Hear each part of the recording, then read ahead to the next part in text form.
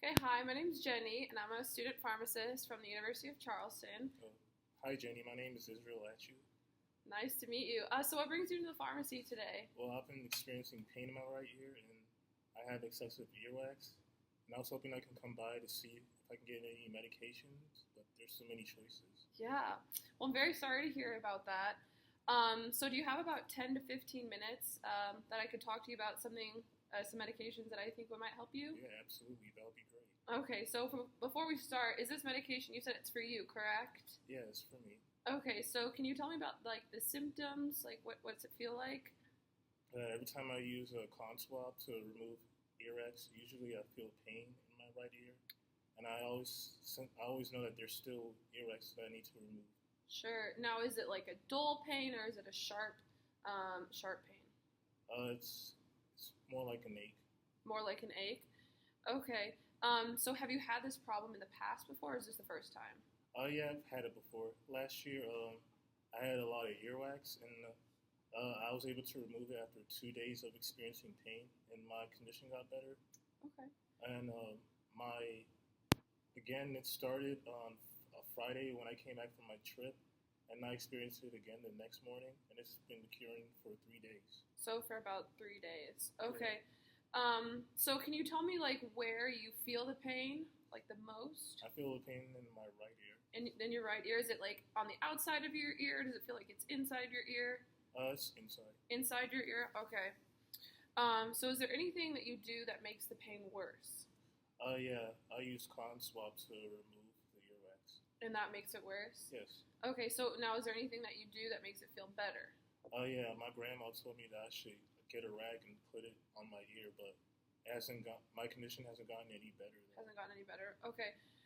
So are you currently taking any other medications, prescription, non-prescription, any herbal supplements? Yeah, I'm taking Zyrtec since I have seasonal allergies. Okay, cool.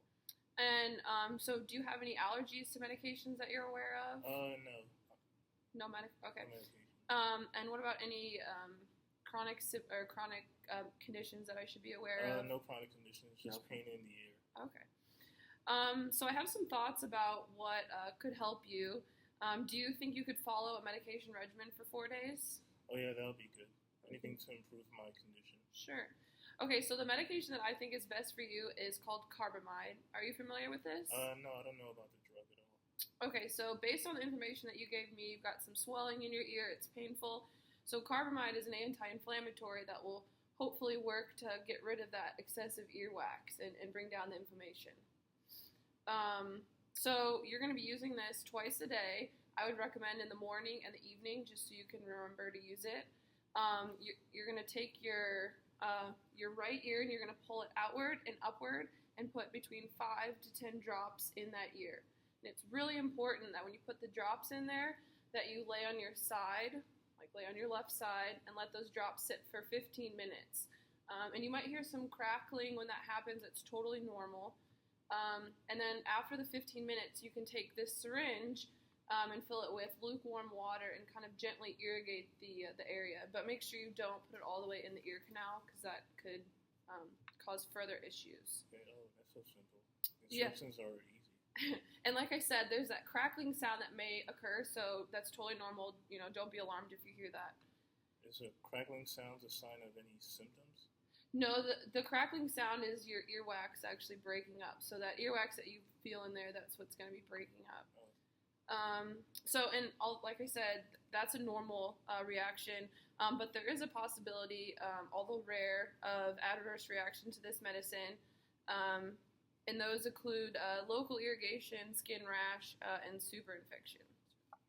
Okay, that doesn't sound so bad. Usually, I see commercials and they say you can die from having these conditions. I totally understand your concern.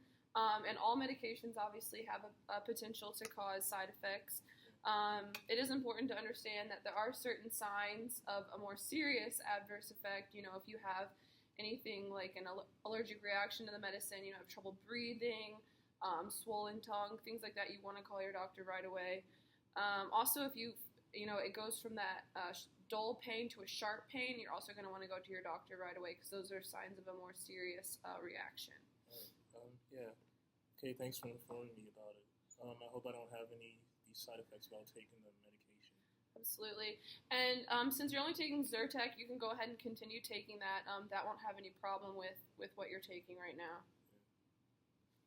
Yeah, that's good. I can take my Zyrtec since my roommate has cats. Perfect.